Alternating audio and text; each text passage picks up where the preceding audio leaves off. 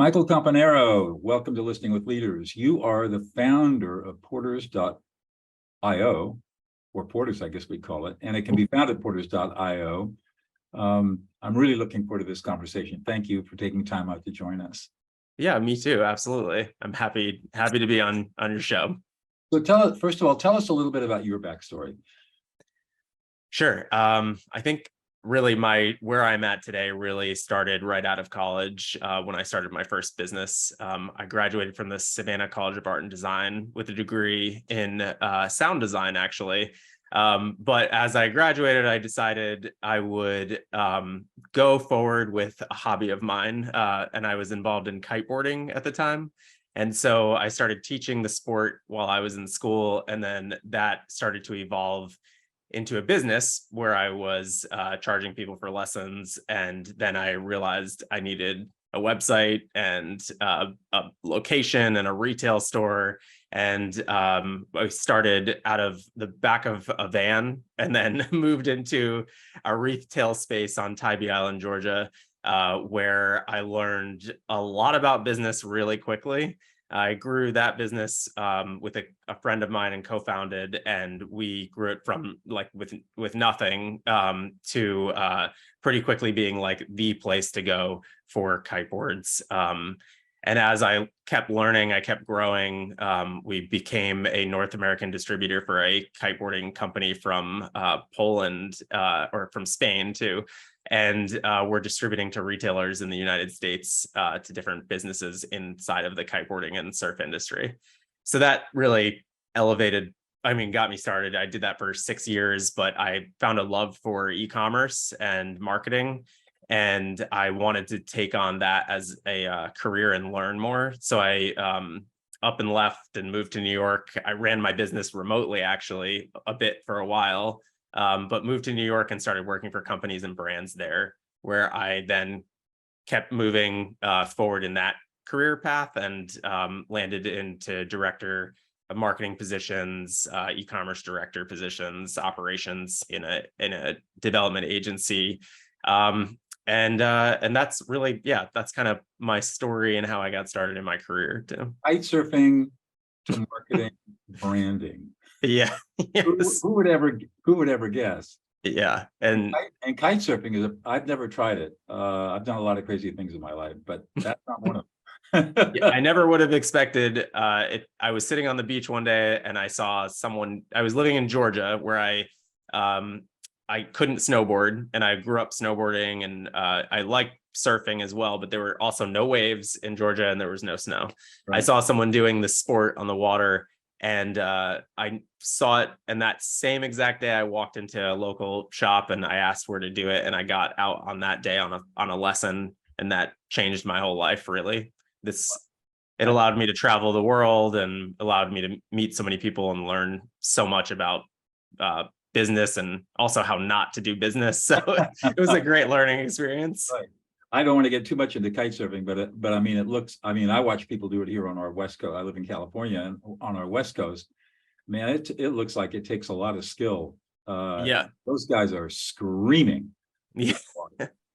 It's a lot of time, a lot of water in your face, and but the payoff is you have a kind of a 360 view of the ocean, and you can go all over the place, and it's like sailing, but you're on a board. Yeah.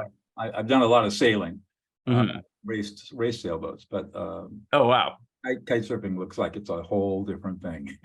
Yeah. So tell us about Porters.io. What is the company? What's it doing? Why did you found it? Yeah, so Porters.io is a marketing and consulting company that's focused on helping brands scale their businesses online with strategy and e-commerce like tactics and planning. But in a easier way to explain it, we act as an external partner to brands at any stage of their company for when they're lacking resources or lacking leadership that they need. We've worked with companies that are ground up, like don't even have a website or fulfillment center. Like we've gone in very early with some brands, to working with really well-established companies that have been around for years, and they're looking to kind of scale to the next level. But in all cases, it's mostly with places or teams that are at a loss of what they should do for e-commerce. Like the sales online is still confusing to them. Maybe they've been focused a lot on wholesale, but they're all lacking like the resources and team, and then they don't know how to maybe hire or make the internal hires to grow that. So I started this like idea, not idea, but in 2014, I had the idea to like break away from working for brands and start this company.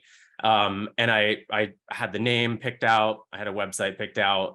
The idea was the same, to really be like a resource for people, to really help them like navigate through a lot of the maybe mistakes that I had made in the past too.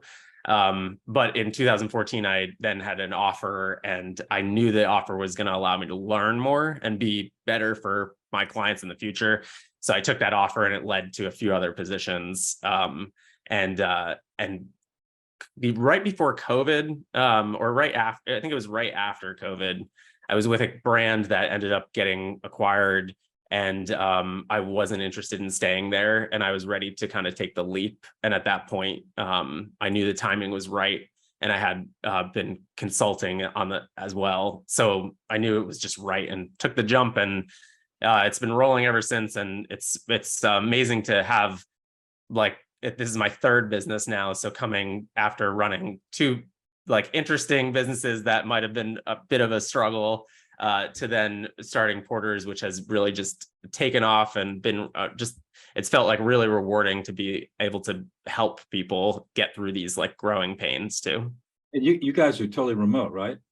Yeah, that even back in 14, like before COVID, that was the goal. Like I wanted my whole team to be remote. I wanted to be able to work globally if that option was to pop up, or like if I want to hire someone in another country, or like I just wanted a flexibility to think more globally. And that's ultimately like where I am growing to be. And I've worked with some brands in Spain as well as Norway, UK. So I'd like to really expand that. But right now, our base is in the US, but fully remote for anybody who works with us. How are you finding managing your remote people?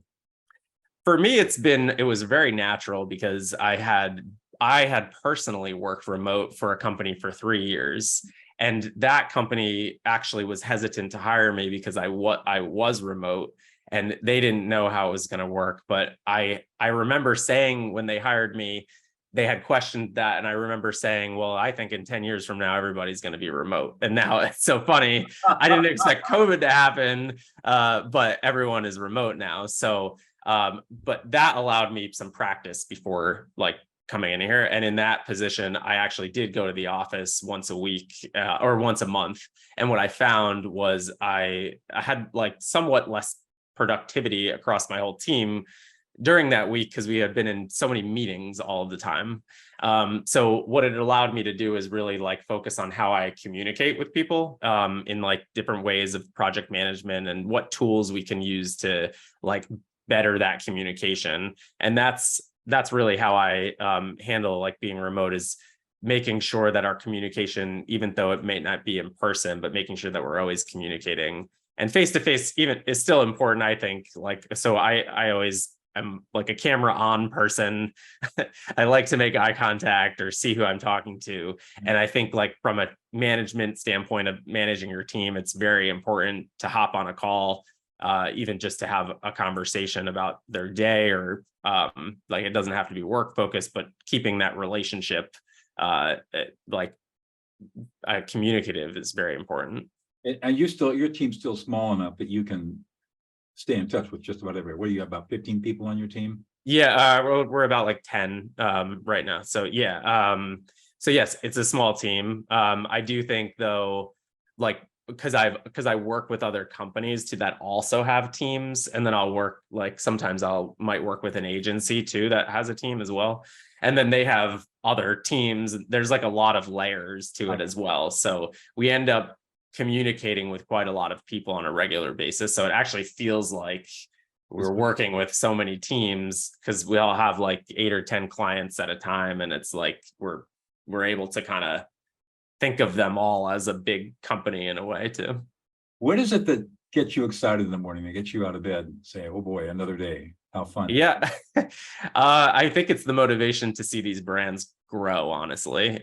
I really feel like I'm helping people, even sometimes. Like I've had some clients be like, they'd get off a call with me and be like, wow, that was kind of like a therapy like call. And I'm like, I'm just happy I can kind of help them through those growing pains. So especially when I get a new client that's like really in a way emotionally struggling with the growth, like I really love that I can draw from my experience of being there and like help them move past it, or help like the anxiety of like racing thoughts of all of their priorities, and just like help them focus on what's in front of them at that time. So that really gets me motivated. So if I have a call on a day with a client that's kind of in those shoes, that definitely motivates me. Wow, neat. What about what do you think it is that's unique about you, that you bring to the table that nobody else can do? I would definitely say it's just the like amount of things I've had my hands on and how much experience I can draw from. I think when people first start working with me, I think they think of me as like maybe like the marketers they've worked with before, and don't necessarily realize that I actually have like hands-on experience with things like website development. I'm a designer as well. Like I can create whatever they need, like in Photoshop. I could edit video. And then like the previous ownership of a business too has like really helped me I think differentiate me from a lot of people who they've worked with before. They've also, a lot of the times too, like, so my company, we call ourselves a company, not an agency. And I think that it comes down to who people are working with, and they're working with somebody who has been on the brand side and worked with agencies, and have always felt like there's a little bit of a disconnect because the people I'm working with haven't really been in my shoes before. Like they haven't been running a brand or owning a brand or a company, and they really don't necessarily understand like the priorities or like what is running through my head and in terms of like goals and all of that. And that's helped to tremendously create this really like trust relationship between my clients and I, because I think I've worn their shoes before in mostly all cases too. The ability to relate to all of their anxiety because you've been there yourself. Yeah, exactly. Yeah. I mean, now I'm 3 years in, we're just hitting our 3-year anniversary. And I still go through like the roller coasters of growing a business, but because I've done this 2 other times, I'm now like pretty prepared for it. So it wasn't a shock to me that like what was ahead of me when I started this. Exactly. So this show is called Listening with Leaders because, as you probably know, I'm all about listening. Tell me about the importance of listening from your perspective as a founder and CEO of the company that you operate. I mean, I would say it's everything when it comes to how I even just start working with someone, whether it be an employee or it be a client. I think that by listening, you're able to really understand what drives that person. From a client standpoint, I can understand their priorities pretty quickly if I can just sort of be quiet, ask the right questions, and let them really guide me into like asking more questions. But without listening, I'm not able to have that deeper conversation to really understand what drives them and what like goals they're really after. I can quickly hear in mostly a lot of calls by listening, I can hear like what's going to be the winning thing for this client, or what's going to be the number one thing like we should focus on in our work too, that's going to help not only them grow but their brand too. It's a lot about listening for their brand. And then from a team's perspective, I think listening comes with trust, so building the trust to allow them to talk and open up to you is really, really important. And so like I've grown a lot in the way that I have like allowed myself to listen and even stop talking so much so I can listen. And maybe now I'm actually like the type of person that will take some bullet points of things I want to say to allow them to talk and to allow myself to listen. So I'm not like interrupting someone and jumping in with my thoughts and then like running into a huge circle in a conversation. I think it's really great if you can have some silence and listen and then think about really like a thoughtful response for each time we're responding. I love your idea of just putting what you want to say into 2 or 3 bullet points and then holding on to that and not feeling like you're the guy that has to be out there doing all the talking. Exactly. Sometimes what I write will be answered. And then if I just like interrupted to say something, I mean, I got the answer to the question anyways. So it would have been sort of I could have got them off their train of thought and led them in the wrong direction. So. Oh, no, I mean, that's great. And in any conversation, if you're, as you point out, if you're thoughtful about your listening, you can always make your points. And sometimes you can make your points without having to say anything. Other people will make them for you. Yeah. Yeah. And that's even the more powerful way of communicating, I think. Yeah. Yeah. Silence has been a practice of mine. Even on a lot of calls, I will practice that in my head, like remind myself to do that as well. You can get a lot of information by keeping your mouth shut. Yeah, exactly. My mother was a guidance counselor and a social worker, and I feel like some of it was like training with her as well and like how to listen, and it's always about listening when it comes to that too. So it's so interesting to see how my life has sort of like how it's grown from all of that too. Well, you're playing a consultative role, so in that role, listening to the problems and the anxieties and the fears and all the feelings that your clients have becomes critical to understanding where they're coming from right now and in understanding what do they really need. Mm-hmm. Because sometimes what they think they need is not what they really need.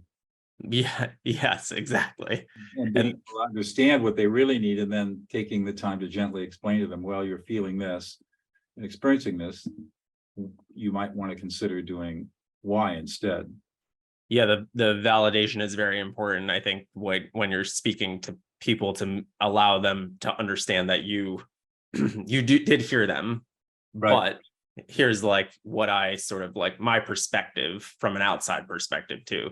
But the validation is really important, I think, in any leadership or conversation, because I think people want to be listened to as well. So it's important. My experience as a lawyer turned peacemaker is that very few people feel deeply heard.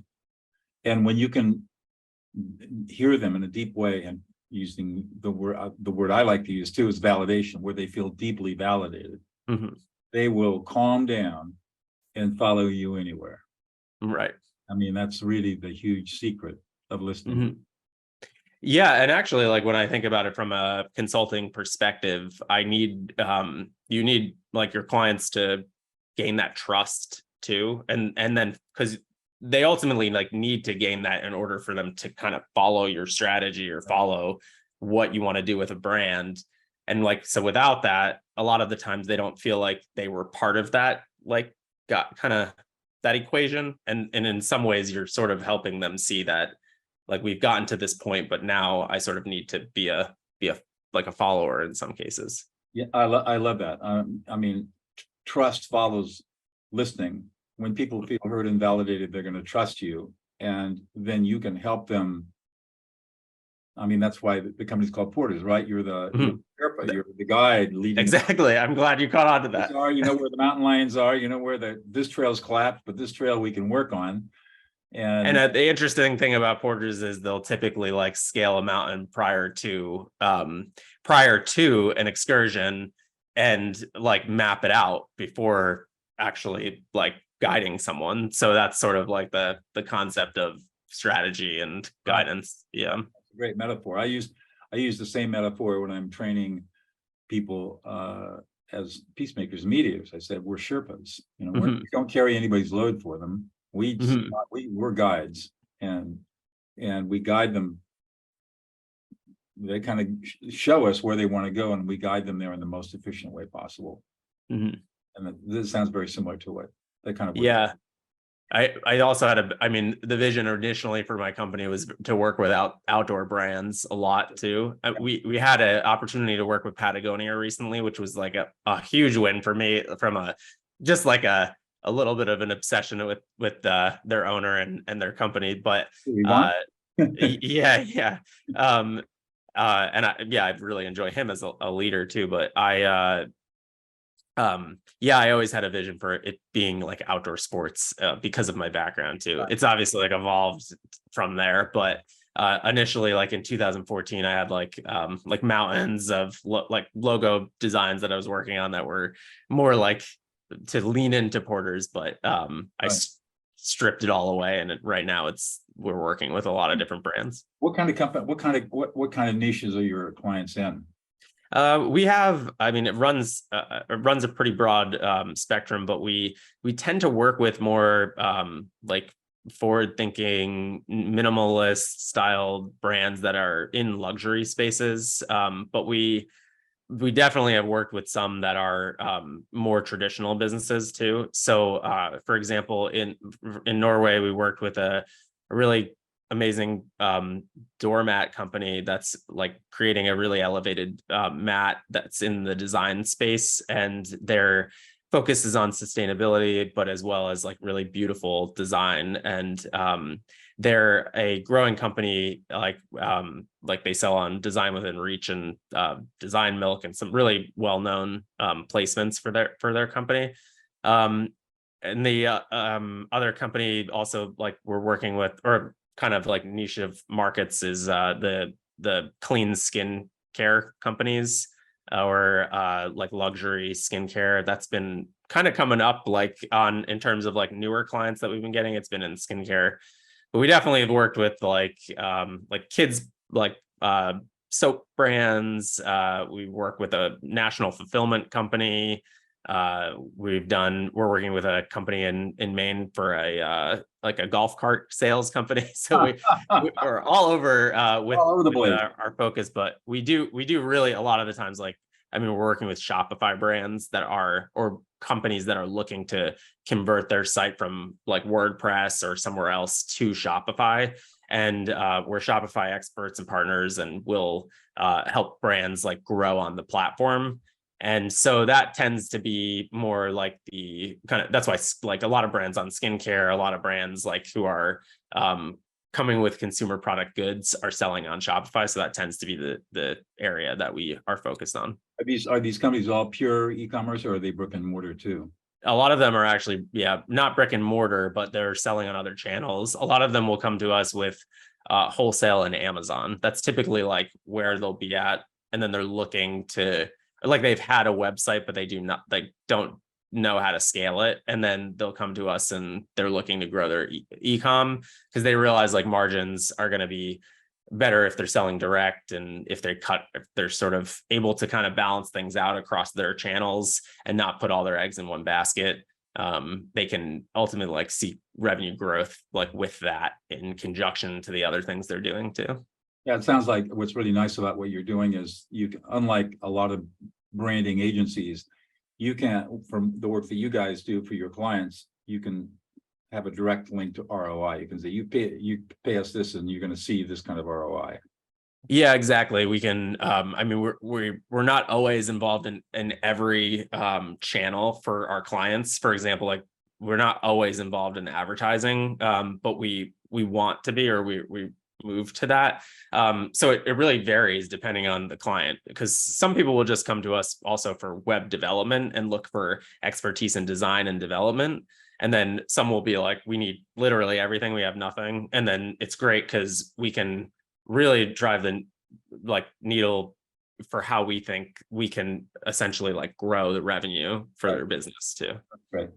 One more question, I'll let you go. What's one thing about you, Michael, that we would not know anything about unless you revealed it to us? I'm a four-time Ironman triathlete Ooh.